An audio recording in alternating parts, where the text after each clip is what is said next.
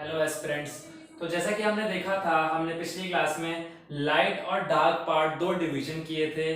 अपने particular chloroplast के अंदर में सेक्शन डिवाइड किया था। अब आज आगे देखते हैं और समझते हैं। तो अगर मैं लाइट पार्ट की बात करूं तो बेसिकली क्या होता है, जो रिएक्शन होता है एस्पिरेंट्स, वो थैलाकॉइड्स में होता है। यानी कि जब सनलाइट एंटर करती है तो वो थैलाकॉइड के अंदर में जाती है। थैलाकॉइड जो है वो एक्चुअल में एनर्जी फॉर्मेशन वहीं से स्टार्ट हो जाता है। कैसे? यानी कि 6CO2 plus 6H2O will give us C6H12O6। यानी कि ये जो हमको ग्लूकोज मिलता है, यानी कि जो इनऑर्गेनिक सब्सटेंसेस ऑर्गेनिक सब्सटेंसेस में कन्वर्ट हो रहे हैं, वो कहीं ना कहीं थैलाकॉइड्स में स्टार्ट हो जाते हैं in the presence of light reaction. तो कहीं ना कहीं लाइट रिएक्शन में क्या होता है स्टूडेंट्स? जी हाँ, हमको एटीपी मिलता है और NADPH ट्वाइस मिलता है। अब आपके मन में सवाल आएगा कि भैया ये एटीपी क्या है और NADPH क्या है। तो बहुत एस्पिरेंट्स को तो पता है एटीपी क्या है। एटीपी को हम कहीं ना कहीं एनर्जी करेंसी भी बोलते हैं। किसकी? माइटोकॉन्ड्रिया की। Mitochondria is known as the power house of a cell. और कहीं ना कहीं वो माइटोकॉन्ड्रिया क्या करता है? एटीपी रिलीज करता है, यानी कि जिसको एनर्जी करेंसी ऑफ सेल कहा जाता है। अब ये है क्या? तो भैया एटीपी तो होता है एडेनोसाइन ट्राइफॉस्फेट, राइट एस्पिरेंट्स। और NADPH क्या होता है? तो NADPH आपका होता है nicotinamide adenine dinucleotide phosphate. जी हाँ, थोड़ा नाम लंबा है, लेकिन अगर एक दो बार आप पढ़ेंगे एस्पिरेंट्स तो आपको याद हो जाएगा। फिर रिपीट करते हैं, चलो। Nicotinamide adenine dinucleotide phosphate. अब जनरली ये दो सब्सटेंसेस फॉर्म होते हैं, एटीपी और NADPH, जो कि हमारे फोटोसिंथेसिस रिएक्शन में लाइट एनर्जी फॉर्मेशन, जब लाइट के प्रेजेंस में फोटोसिंथेसिस होता है तो ये दोनों हमारे जो प्रोडक्ट्स हैं हमको मिलते हैं। ठीक, यानी कि large amount of energy release होती है सेल के अंदर में। ठीक है, सेलुलर रेस्पिरेशन, यानी कि ये एरोबिक रेस्पिरेशन हो रहा होगा कहीं ना कहीं, राइट। फिर क्या होता है, अगर मैं डार्क रिएक्शन की बात करूं तो वो कहीं ना कहीं बैक साइड में एस्पिरेंट्स, बैक साइड में स्ट्रोमा वाले पार्ट में होता है। जैसे कि आप देख सकते हैं, ये स्ट्रोमा जो खाली स्पेसेस होते हैं थैलाकॉइड्स और क्लोरोप्लास्ट के बीच में, उनके अंदर में ये एक फ्लूइड बहता है, जो स्पेस होता है एक्वस फ्लूइड, इसी को स्ट्रोमा बोलते हैं। तो स्ट्रोमा में क्या होता है एक्चुअल में? तो स्ट्रोमा में बेसिकली आपका एडीपी प्लस फॉस्फोरस मॉलिक्यूल और NADP मॉलिक्यूल फॉर्मेशन होता है। ये डार्क रिएक्शन का फॉर्मेशन है कि क्या क्या कंपाउंड्स मिलते हैं। और ये जो लाइट रिएक्शन के जो कंपाउंड्स और basically we can say molecules जो मिलते हैं, जो एसेंशियल मॉलिक्यूल्स हैं, उनका फॉर्मेशन है। तो डार्क रिएक्शन एक्चुअली में क्या है? सिंपल है भाई। डार्क रिएक्शन में लाइट एनर्जी इन्वॉल्व नहीं होती, लेकिन खाना वो वैसे ही बना रहा है। यानी कि बेसिकली अब क्या कर रहा है, जो प्लांट के अंदर में कार्बन डाइऑक्साइड है, प्लांट उस कार्बन डाइऑक्साइड को टारगेट कर रहा है, यानी कि CO2 fixation to form carbohydrates. कहीं ना कहीं वो कार्बन डाइऑक्साइड जो है वो फिक्सेशन कर रहा है, और इस तरीके से फिक्सेशन करता है कि एसेंशियल कार्बोहाइड्रेट्स हमको बना के देता है as a result, including amino acids. ठीक है, और भी जो बायोलॉजिकल कंपाउंड्स हैं लाइक फैटी एसिड्स और ऑर्गेनिक मॉलिक्यूल्स। तो चलिए एक बार ये सारे पॉइंट्स डिस्कस करते हैं। आई होप आपको ये प्रोसीजर पूरा क्लियर हुआ होगा। चलिए, the light reaction takes place inside thylakoid. जी हाँ, अभी हमने डिस्कस किया। Water is oxidized and oxygen is release. भाई जानते हैं वाटर जो होता है वो क्या होता है? ऑक्सीडाइज हो जाता है by the process of hydrolysis, right.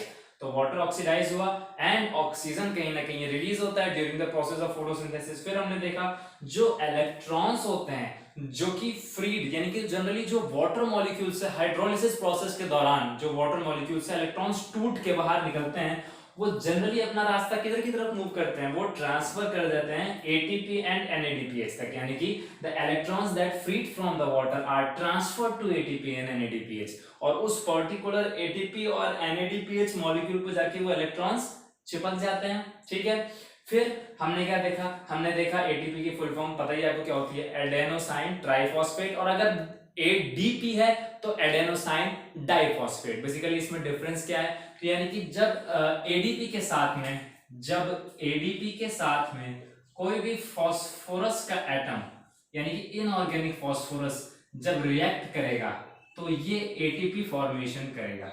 और ये सारा कहाँ होता है? ये माइटोकॉन्ड्रिया के अंदर में होता है, सेलुलर रेस्पिरेशन के दौरान। जी हाँ, चलिए एस्पिरेंट्स, फिर हमने देखा NADPH की फुल फॉर्म क्या होती है, nicotine amide adenine dinucleotide phosphate, right. और बेसिकली ये NADPH का बहुत इंपॉर्टेंट रोल है, प्लांट्स में भी है एज वेल एज हमारे ह्यूमन बॉडी में भी है। कैसे है, तो basically it helps in the synthesis of fatty acids, ये फैटी एसिड्स के सिंथेसिस में हेल्प करता है। और अगर फैटी एसिड सिंथेसाइज होंगे तभी तो कार्बन डाइऑक्साइड का फिक्सेशन होगा प्रॉपर्ली, और ये कार्बोहाइड्रेट्स देगा in the form of sugar compound, fatty acids and organic molecules, right. और फिर हमने क्या देखा कि the dark reaction takes place outside the thylakoid, जी हाँ बिल्कुल सही एस्पिरेंट्स। और इसी को दूसरे नाम से भी जाना जाता है केल्विन बेंसन साइकिल, ठीक है, साइंटिस्ट थे जिनके नाम पे ये पड़ा। फिर the products of this reactions are sugar, fatty acids and organic molecules aspirants. Then dark reaction takes place inside the stroma. तो हमने ये जो ओवरऑल कंक्लूजन निकाला वो ये निकाला, आज तक जो हमने पढ़ा था फोटोसिंथेसिस की प्रेजेंस ऑफ सनलाइट में होता है, नहीं जी, फोटोसिंथेसिस जो है वो प्रेजेंस ऑफ सनलाइट में भी होता है और एब्सेंस ऑफ सनलाइट में भी होता है एस्पिरेंट्स, जी हाँ। तो हमने ये जो भी टॉपिक आज का कवर किया, आई होप आपको क्लियर हुआ हो कि कैसे एडीपी और हमारा NADPH2 और NADP और ADP और फॉस्फेट मॉलिक्यूल्स अलग अलग रिएक्शंस में टेक्स प्लेस कहते हैं और फॉर्मेशन कैसे होता है। फिर हमने देखा कि जो ग्लूकोज फॉर्मेशन है, ये रहा हमारा ग्लूकोज, वो एक्चुअल में जो बनता है वो क्या है, ऑर्गेनिक फूड है जो प्लांट ने बनाया। ये क्या है, ये इनऑर्गेनिक सब्सटेंसेस हैं जो कि ऑर्गेनिक में कन्वर्ट हो रहे हैं। और ये सारा का सारा रिएक्शन कहाँ हो रहा है, तो ये क्लोरोप्लास्ट के अंदर में हो रहा है, ठीक है।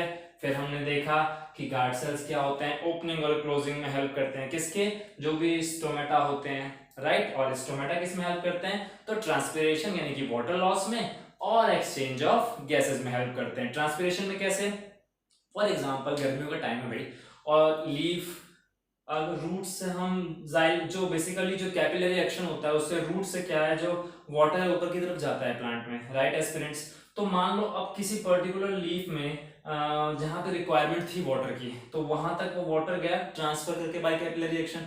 अब फोटोसिंथेसिस है तो ट्रांसपिरेशन प्रोसेस भी हो रहा है, यानी कि जब इवेपोरेशन होता है लीव्स में उसको ट्रांसपिरेशन कहा जाता है। तो क्या होगा एस्पिरेंट्स, वो कहीं ना कहीं इवेपोरेट हो जाएंगे वाटर ड्रॉपलेट्स और वाटर मॉलिक्यूल्स, वहां का वाटर जो लीफ में, तो फिर से वो एरिया अंदर का खाली हो गया ना।